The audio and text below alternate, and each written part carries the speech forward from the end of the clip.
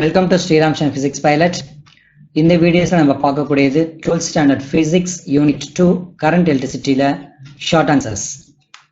First question, why current is a scalar? Answer, current has both magnitude and direction, but the direction of current does not obey vector laws of addition. So current is a scalar quantity. Second question, define current density. The current density, that is J, is defined as the current per unit area of cross section of the conductor. J equal to I by A. The SI unit of current density is ampere per meter square or ampere m power minus 2. Third question, distinguish between drift velocity and mobility. Drift velocity, average velocity acquired by the electrons in an electric field. Mobility, magnitude of the drift velocity per unit electric field. Second point, vector quantity. Drift velocity is a vector quantity. Mobility is a scalar quantity. Third point, SI unit of drift velocity is meter per second. SI unit for mobility is meter square per volt per second or m square v power minus 1 s power minus 1. Fourth question, state microscopic form of Ohm's law. Current density is directly proportional to applied electric field. J vector equal to sigma into E vector. So this equation is called microscopic form of Ohm's law. Fifth question, state macroscopic form of Ohm's law. That potential V equal to I into L by sigma A. The quantity L by sigma A is called resistance of the conductor and it is denoted by capital letter R. The resistance is directly proportional to the length of the conductor and inversely proportional to area of cross section. V equal to IR. This equation is called macroscopic form of Ohm's law. Sixth question, what are ohmic and non-ohmic devices? Answer, ohmic materials. First point, VI graph is a straight line. Non-ohmic materials, VI graph is non-linear. Second point, ohmic materials obey Ohm's law. Non-ohmic materials does not obey Ohm's law. Third point, ohmic materials have constant resistance. Non-ohmic materials do not have constant resistance. Seventh question, define electrical resistivity. If L equal to 1 meter and A, that is area, equal to 1 meter square, then the resistance capital R equal to rho. That is resistivity. In other words, the electrical resistivity of a material is defined as the resistance offered to current flow by a conductor of unit length having unit area of cross section. The SI unit of rho is ohm meter. Eighth question, define temperature coefficient of resistance. It is defined as the ratio of increase in resistivity per degree rise in temperature to its resistivity at T0. Formula, alpha equal to rho t minus rho naught divided by rho naught into t minus t naught, which will be equal to del rho by rho naught del t.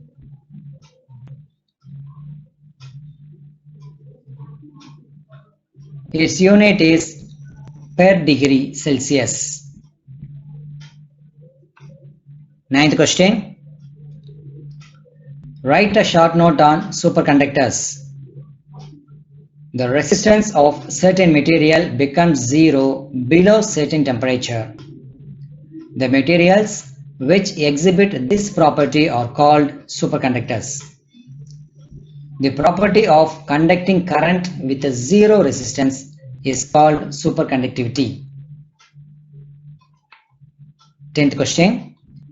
What is electric power and electric energy? Electric power is the rate at which electric energy is delivered. Its SI unit is watt, capital letter W. Its practical unit is horsepower, HP. Moreover, 1 horsepower equal to 746 watt.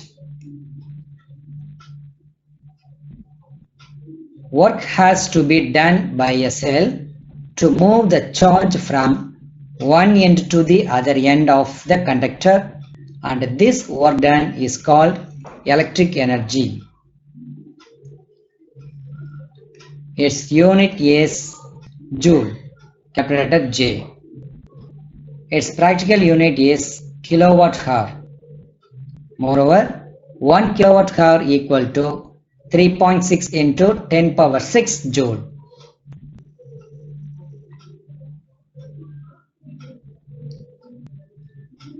Derive the expression for power P equal to VI in electrical circuit.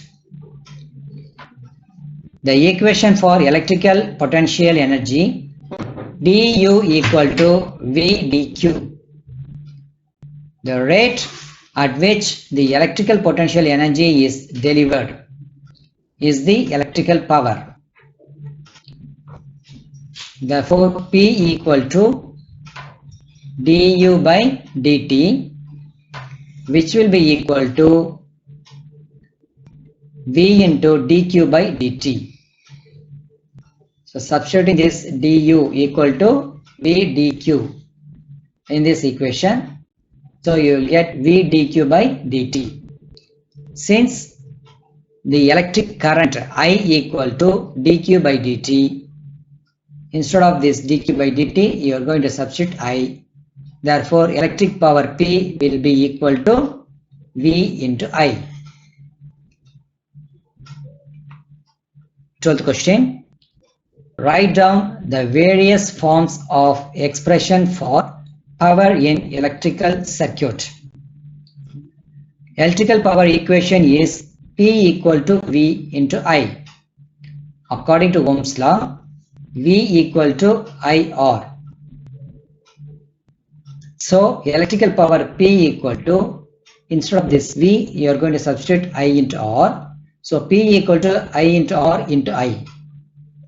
So in this equation, I into I equal to I square. Therefore, power P equal to I square R. According to Ohm's law, I equal to V by R. Instead of this I square, you are going to substitute this value. So electrical power P equal to V into V by R, which equal to V squared by R. Therefore, expression for power P equal to VI, P equal to I squared or P equal to V squared by R. 13th question. State Kirchhoff's current law. So it is also called as first rule or junction rule. Statement. It states that the algebraic sum of the currents at any junction of a circuit is 0. That is summation I equal to 0. 14th question. State Kirchhoff's voltage rule or second rule or loop rule. It states that in a closed circuit, the algebraic sum of the products of the current and resistance of each part of the circuit is equal to the total EMF included in the circuit. That is, summation I into R equal to summation E. 15th question. State the principle of potentiometer. Statement: the EMF of the cell is directly proportional to the balancing length. So E, that is potential, directly proportional to L. 16th question.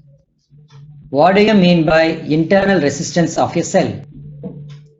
Answer: the resistance offered by the electrolyte to the flow of charges within the battery is called internal resistance. That is small letter R, internal resistance of a cell. 17th question. State Joule's law of heating. Statement: it states that the heat developed in an electrical circuit due to the flow of current varies directly as the square of the current, the resistance of the current, and the time of flow.